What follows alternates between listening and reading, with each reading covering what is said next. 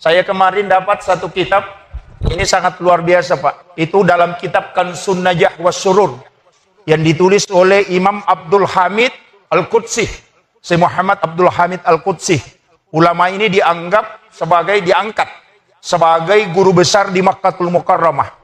9 tahun di Mesir, 11 tahun di Syria. Kemudian masuk ke Mekah 13 tahun. Kemudian ke Jawa 9 tahun, masuk ke Sulawesi Selatan 3 tahun 8 bulan, baru kembali ke Jawa. Kenapa orang tua dulu kita itu banyak tahu ilmu hikmah? Karena masternya ilmu hikmah pernah datang ke Sulawesi Selatan. Itu mengajar kepada ulama kita. Yana tu ampai tomatot teriolo, megalat dapat disengang, napahang, padahal sekarang orang tidak temukan. Mega tau pandrita makoko ada runtui. Mega ustaz dena lolongang ngiro magai karena yang pernah mengajar adalah ilmu hikmah paling tinggi yang menemukan adalah Syekh Muhammad Abdul Hamid Al-Qudsi. Beliau ini menulis 1838 kitab.